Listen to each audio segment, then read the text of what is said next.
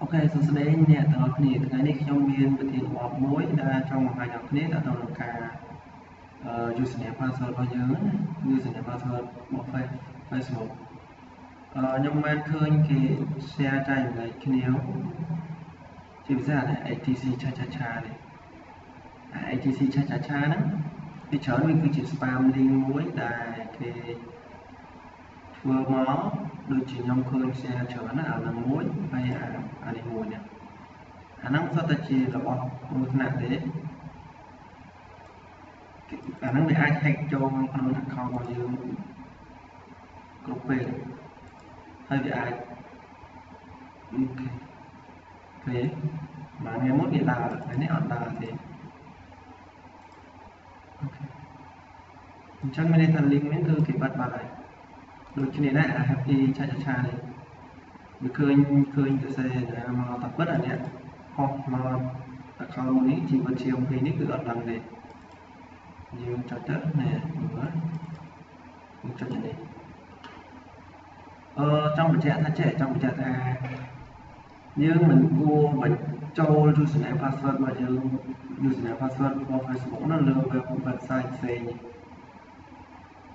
ដាច់ខាតគឺកុំបញ្ចូលលើ website ផ្សេងឬក៏យើងមុននឹងបញ្ចូលយើងថាធ្វើមិនបញ្ចូលឲ្យវាខុសសិនបន្ទាប់មកចាំតែមើលថាបើសិនជាបញ្ចូលខុសគឺទៅមុខអត់បើសិនបញ្ចូលខុសទៅមុខគឺស្ទើរជារឿងគ្រោះថ្នាក់ធ្ងន់ហើយមានន័យថាគឺដល់ពេលដែលយើង log in គឺវាចាប់យក username password របស់យើងអូខេបន្ទាប់ពីវា load មកវារៀងយឺតតិចដោយសារ website នេះយើងឃើញហ្នឹងបបចង់មើលចុចនេះទៀមទា use បញ្ចូល plug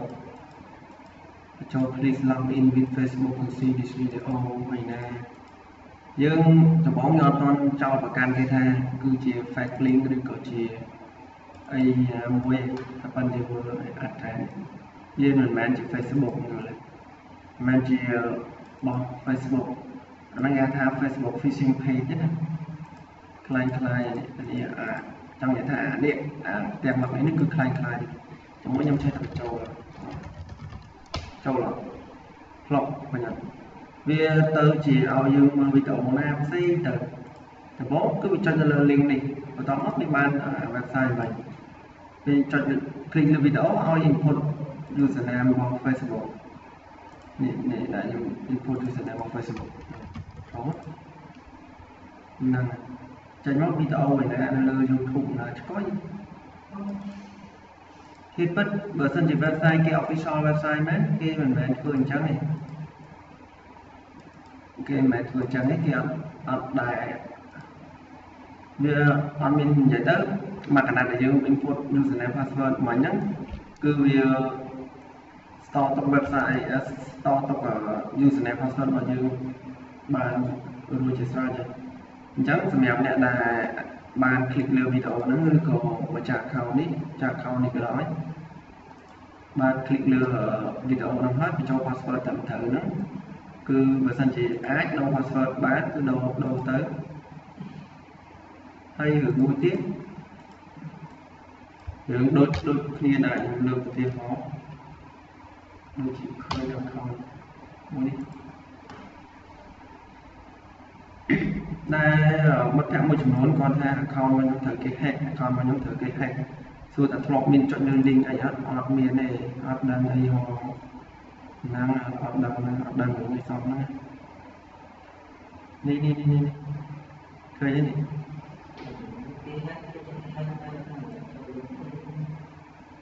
ញទេ Today I want to introduce តែមនុស្សពីរនាក់ណាសរសេរផ្ញើដូចគ្នាទេ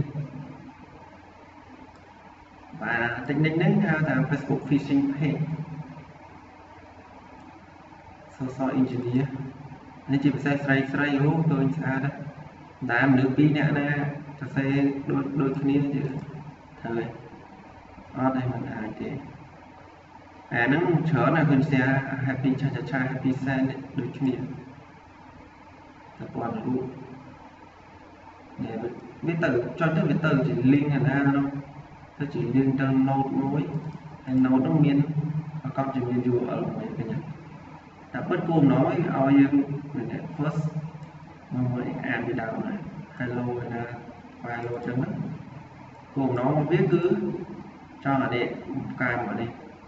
តែពិតគ្មានរឿងនឹងកើតឡើងទេចាំយើងចុចទៅអ្នក file ជាច្រើនរូប share យកណាតិចណាតាមមក login ឆ្កយទៅ login នេះច្រឡំតា Facebook ទៅអានេះគឺ Facebook phishing page ចង់ហើយតែយើងហ៊ាន login ទៅគឺ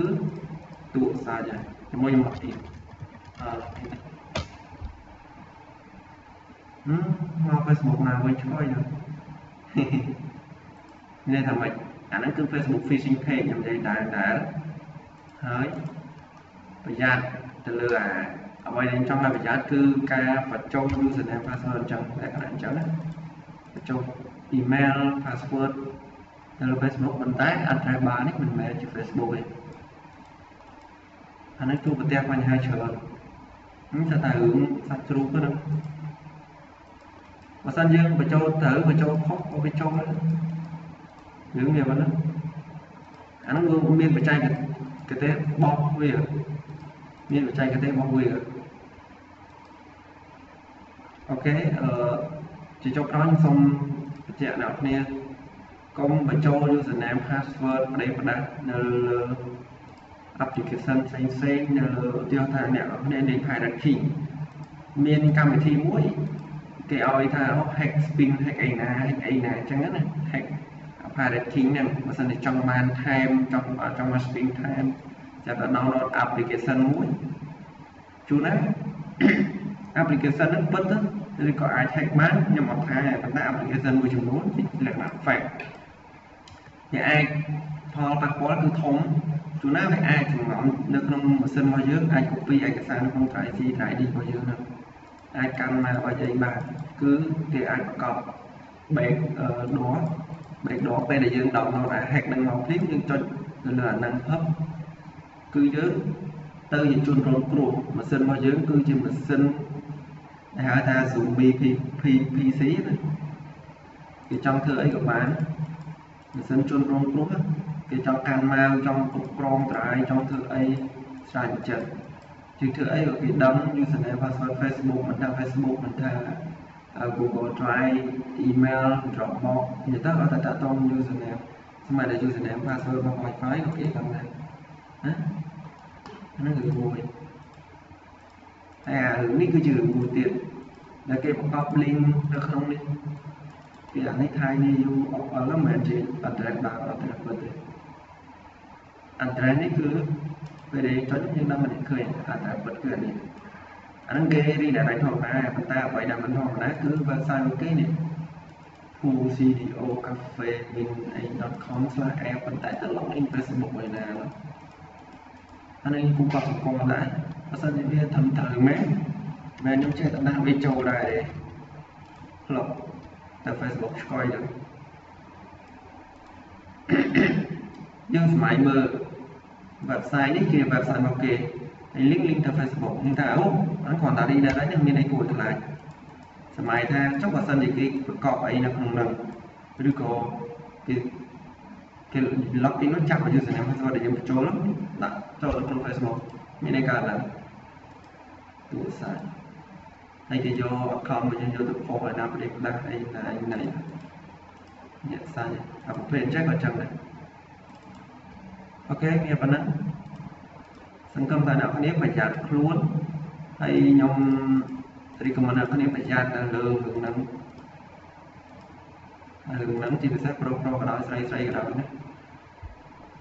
ការពារខ្លួនអ្នកកុំឲ្យធ្លាក់ខ្លួនទៅក្នុងផ្ទះរបស់គេ